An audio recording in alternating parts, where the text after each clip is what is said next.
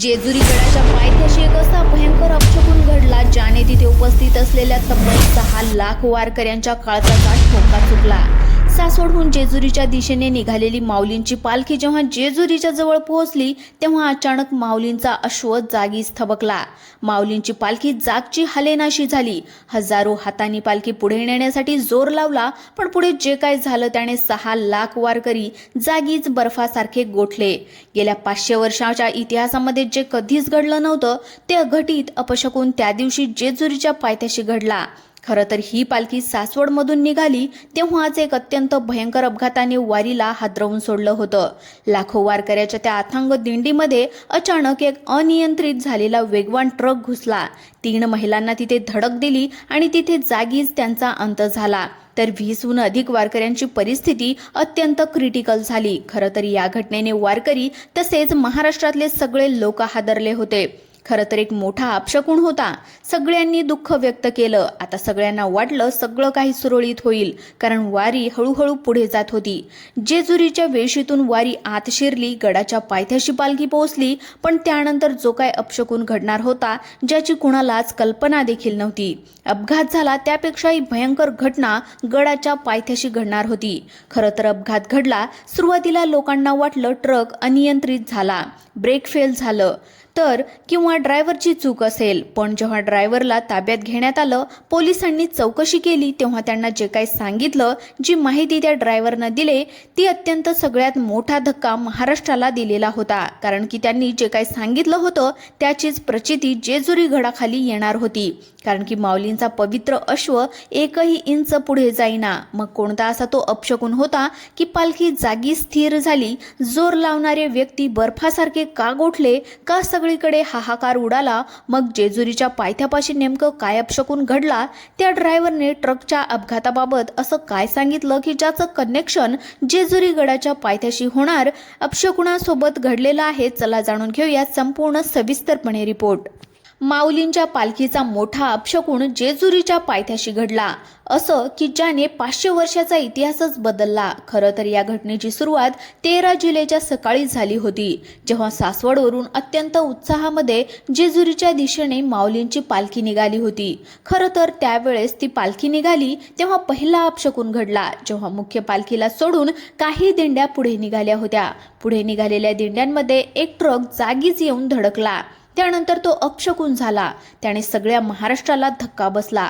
पण जेजुरीच्या गडाच्या पायथ्या शेजारी जे काही घडलं त्याचा विचार कोणीच केलेला नव्हता। 13 जुलैच्या सकाळी माऊलींची पालखी अत्यंत उत्साहामध्ये सासवडवरून जेजुरीच्या दिशेने निघाली होती। लाखो वैष्णवांचा मेळा खंडोबांच्या नगरीकडे पावलं टाकत होता। वारी जेजुरीच्या जवळ असणारे भोंबळेमळा परिसरामध्ये पोहोचली होती। अगदी त्याच वेळी वारीमधला तो पहिला अपशकुन घडला। तो अपघात जो अख्ख्या महाराष्ट्राने पाहिलाय, पण तो अपशकुन कसा काय झाला, काय झालं हे सगळ्यालाच माहिती आहे। पण त्याच्या मागचं खरं कारण ड्रायव्हरने सांगितलं, आणि त्या कारणाचा आणि त्या गडाखालच्या पायथ्यामध्ये होणाऱ्या अपशकुनाचा संबंध सापडला। क्षणार्धात ती ट्रक घुसली, सगळं आनंदाचं रूपांतर किंकाळ्यामध्ये झालं। सांगली जिल्ह्यातील डिग्रस परिसरात 3 महिला वारकरी याच्यामध्ये त्यांचा जागीच अंत, तर काही जणांना अगदी त्यांची परिस्थिती क्रिटिकल झाली।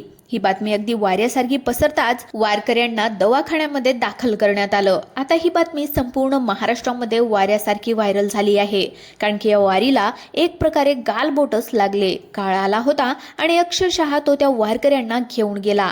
पण प्रश्न येथेच संपत नव्हता, कारण की ती वारी अजूनही जेजुरीमध्ये गेलेली नव्हती।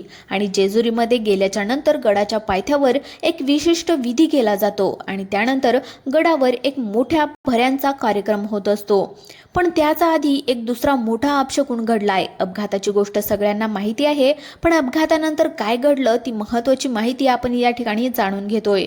खरं तर जेव्हा सगळी खळबळ उडाली, जेव्हा त्या ड्रायव्हरला ताब्यामध्ये घेण्यात आलं, गाडी चालवणारा ड्रायव्हर होता 70 वर्षाचा। तो गाडी घेऊन का घुसला, काय त्याची चूक होती का, कोणती चूक होती, हा प्रश्न सगळ्यांना निर्माण झाला होता।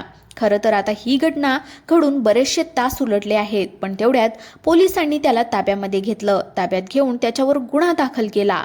आता सगळा महाराष्ट्र या ड्रायव्हरच्या अधिकृत स्टेटमेंटची वाट पाहत होता. आता इकडे ड्रायव्हरवर कारवाई सुरू होती, पण तिकडे आपली वारी जी होती, जी काही पालखी होती, ती हळूहळू तिकडे जात होती. हळूहळू वेशीमधून ती एंट्री करत होती. दोन्ही बाजूला दोन्ही गोष्टी सुरू होत्या, पण कुणाला माहिती नव्हतं की ड्रायव्हर जे काही बोलणार होता त्याचं कनेक्शन जेजुरी गडाच्या पायथ्या शेजारी होणाऱ्या अपशकुनामध्ये बदलणारं होतं. अखेर ड्रायव्हर जेव्हा इकडे बोलू लागला, त्याने अधिकृत स्टेटमेंट दिलं, तेव्हा उपस्थित असणारे सगळे अधिकारी चक्रावले. ड्रायव्हरने सांगितलं की तू बोलू लागला. आता त्याला विचारलं गेलं की सांग, कसं काय केलंस तू, काय चूक होती, कोणाची चूक होती, काय होतं, त्याला विचारायला सुरुवात केली गेली. आता त्याने जे काही कारण सांगितलं ते कारण फार विचित्र होतं, पण ते कारण ऐकण्याआधी इकडे जेजुरीमध्ये दुसराच अपशकुन घडण्याच्या अगदी वेशीवर गंमत झाली होती. खरं तर लोक त्या धक्क्यातून सावरतच होते. जड अंतकरणाने वारकरी पुढे चाललेच होते. दुपारीच्या नंतर माऊलीची पालखी जेव्हा जेजुरी नगरीच्या वेशीवर दाखल झाली, जेजुरीकरांनी नेहमीप्रमाणे भंडाऱ्याची उदाहरण केली. येळकोट येळकोट जय मल्हारचा गजर करत माऊलींच्या रथाचं स्वागत केलं. चौबाजूला त्या ठिकाणी पिवळा भंडारा उधरला, पण वारकऱ्यांच्या चेहऱ्यावर नेहमीसारखा आनंद नव्हता, कारण की सकाळी घडलेल्या त्या दुर्दैवी घटनेची सावली त्यांच्या मनावर पडली होती. पालखीचा रथ संत गतीने जेजुरी गडाच्या मुख्य पायथ्याशी सरकत होता.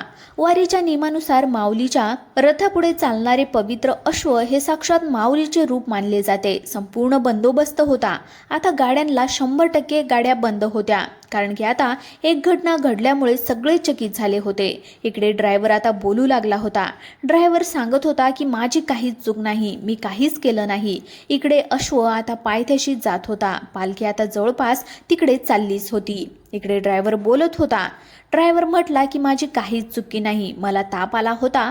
मग त्याला पुढे विचारलं, मग पुढे काय झालं, मग ताप आला होता तर त्याचा प्रॉब्लेम काय झाला, तर तो म्हणाला साहेब मला ताप आला होता, मला ताप आल्यामुळे मी पटकन बरा व्हावं म्हणून एका मेडिकलमध्ये गेलो आणि मेडिकलमध्ये जाऊन मी जास्त पॉवरच्या गोळ्या घेतल्या. आता नियमानुसार जेव्हा जास्त पॉवरची गोळी घेतली जाते आणि त्या व्यक्तीचं वय 70 वर्ष होतं, तर अशा केसेसमध्ये त्याला ग्लानी आली, म्हणजे तो म्हटला मला चक्कर आली, माझ्यासमोर अंधारी आली, मला काहीच दिसलं नाही, मी कुठल्या लेनमध्ये चालतोय आणि एका क्षणामध्ये होत्याचं नव्हतं झालं. आता ड्रायव्हर हे सांगत होता, म्हणजेच एका दृष्टीने त्याची चुकी नव्हती असं त्या ठिकाणी समोर येत असतानाच इकडे आता वारीच्या गडावर एक वेगळाच प्रसंग होणार होता. 7 लाख वारकरी जागीच थिजणार होते. रथ मुख्य दरवाजापाशी पोहोचला. चहूबाजूने भंडाऱ्याचा महापौर आला.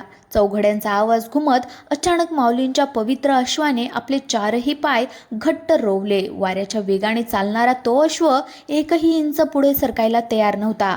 अश्वचालकाने त्याला पुढे नेण्याचा फार प्रयत्न केला, पण अश्वाच्या शरीरामध्ये एक वेगळी चिलबिचल होती. त्याचे डोळे मोठे झाले होते. तो प्रचंड अस्वस्थ होऊन जागच्या जागीच खेळला.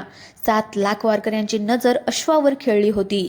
एका क्षणामध्ये संपूर्ण गर्दी बर्फासारखी जागेवर गोठली. सगळ्यांच्या मनामध्ये सकाळी घडलेल्या त्या भीषण अपघाताची आठवण जागी झाली. ड्रायव्हरने पोलिसाला सांगितले की ते कारण आणि अश्वाची ही चिलबिचल वारकऱ्यांना वाटलं साक्षात माऊलीच वारीमध्ये आलेली आहे. या 3 महिलांच्या अंतामुळे दुःखी आहेत आणि हाच मोठा तो अपशकुन होता, जो तो अश्व दाखवून देतोय. पुढील 2 मिनिटं आता तिथे जे काय घडणार होतं याची कोणालाच काही कल्पना नव्हती. अश्व जो होता तो थबकलेला असतानाच गर्दीतून एक 10 वर्षाचा लहान मुलगा धावत आला. त्याच्या हातामध्ये जेजुरीचा पवित्र भंडारा होता. पोलिसांनी त्याला अडवण्याचा प्रयत्न केला, पण अक्षरशः तो वाकून आला. तो मुलगा न भीता माऊलींच्या अश्वाच्या जवळ गेला. तो अत्यंत भक्तिभावानं पिवळा भंडारा अश्वाच्या कपाळावर त्याने लावलेला होता. मनोभावे हात जोडले आणि चमत्कार म्हणजे तो भंडारा कपाळाला लावताच अश्वाची ती चिलबिचल एका सेकंदामध्ये शांत झाली. जणू साक्षात खंडोबा आणि पांडुरंगाने सकाळी अंत झालेल्या या 3 महिलांच्या वारकऱ्यांच्या आत्म्याच्या चरणी याचा आश्रय दिला. वारकऱ्यावरील ते संकट आता दूर केलं. अश्वाने आनंदामध्ये हवेमध्ये मान उंचावून एक मोठी खिंकाळी दिली आणि तो वाऱ्याच्या वेगाने गडाच्या दिशेने पुढे निघाला. हे पाहून उपस्थित असणाऱ्या 7 लाख वारकऱ्यांच्या डोळ्यातून घळाघळा अश्रू वाहू लागले. विठ्ठलाने आणि खंडोबाने आज वारीवर आलेलं दुःखाचं सावट दूर केलं. तर वारकरी बांधवांनो, जेजुरीतील या धक्कादायक प्रसंगाबद्दल तुम्हाला काय वाटतं कमेंट करून नक्की सांगा. आणि ज्या वारकऱ्यांसोबत हे घडलं त्या वारकऱ्यांना श्रद्धांजली वाहण्यासाठी तुम्ही कमेंट बॉक्समध्ये भावपूर्ण श्रद्धांजली नक्की लिहा. चॅनलला नवीन असाल तर सबस्क्राईब करा. धन्यवाद.